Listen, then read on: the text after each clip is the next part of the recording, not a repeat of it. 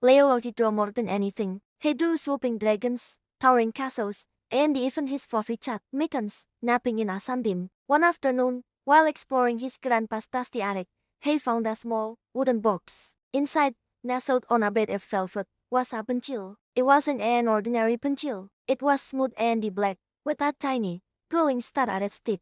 Wow, Leo whispered. He took the pencil and a blank sheet of paper back to his room. As Halloween was just around the corner, he decided to draw something spooky. He thought for a moment, then his hand started to move. He drew a small, round pumpkin with a crooked smile and the triangle eyes. As he added the final line for the stem, the little star on the pencil paused with a soft, warm light. Suddenly, a paper wiggled. The little pumpkin lifted right off the page, blinked its triangle eyes, and he hopped onto his desk. Course and the giggles. It's quick, you drew me to life. Leo's jaw dropped. A living, talking pumpkin. I named him Pip.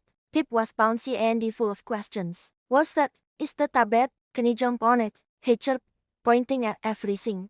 Leo laughed. This was the most amazing thing that had ever happened to him. The pencil was magic. With Halloween approaching, Leo had an idea. Hey, Andy Pip could create the best Halloween decorations ever. He grabbed the magic pencil again. First, he drew a friendly ghost. He made it chubby and he gave it a big, cheerful smile instead of a spooky frown. Whoosh! Out of the paper floated Goose the ghost, who giggled and he floated around the room like a happy cloud. Beautiful to meet you, Goose sighed in a wispy voice. Next, Leo drew a bat, but he didn't want a scary bat. He drew one with big, curious eyes and the soft, fuzzy wings. He named her Beatrice. Beatrice fluttered off the page and he perched on his curtain rod. She didn't screech. Instead, she hummed a little tune. Leo's room was quickly filling up with the friendliest spooky creatures imaginable. Pip, Goose, and the Beatrice were having a wonderful time exploring. Pip tried to teach Goose how to bounce, but the ghost just floated right through the floor and he popped back up, giggling. Beatrice showed them how to see into that by wiggling her ears.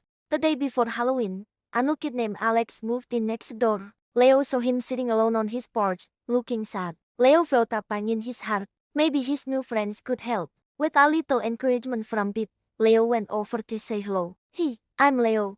He sighed. Alex just shrugged. I'm Alex. We just moved. I miss my old friends.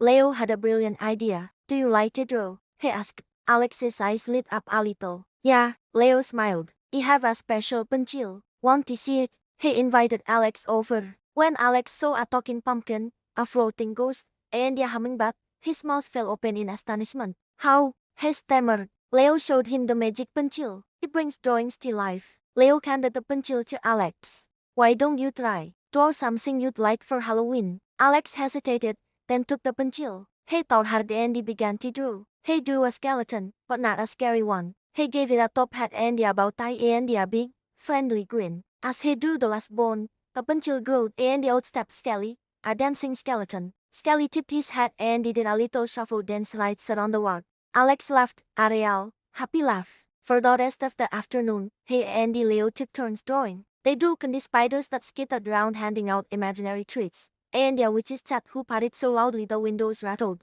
They named her Luna. The room was now a joyful jumble of magical, friendly Halloween characters. On Halloween night, Leo's house was the talk of the neighborhood. Goose the ghost floated by the window, waving cheerfully at trick-or-treaters. Pip the pumpkin sat on the porch, telling silly jokes to everyone who came to the door. Skelly danced on the lawn, his bones rattling in a happy rhythm. Beatrice and the Luna chased glowing fireflies in the garden. It wasn't a scary Halloween house. It was a happy one. Leo and Alex, dressed in their costumes, gave out candy together. Alex wasn't lonely anymore. He had found a new friend in Leo, and a whole group of magical ones, too. They saw that Halloween didn't have to be about being scared. It could be about fun, friendship, and a little bit of magic. As the night ended, the magical creatures began to fade.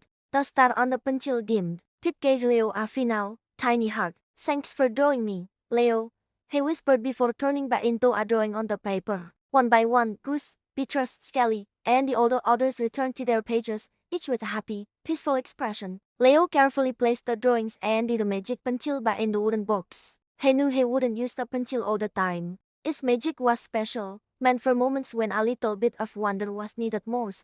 He looked at Alex, who was smiling. They had shared an amazing adventure. Though magic wasn't just in the pencil, it was in the friendship they had created. And that was a kind of magic that would last long after Halloween was over. Thanks for watching our story. We hope you enjoyed Leo's magical Halloween adventure. Remember, the best magic is the kindness and the friendship you share with others. Don't forget to like this video and subscribe to our channel for more fun stories. See you next time.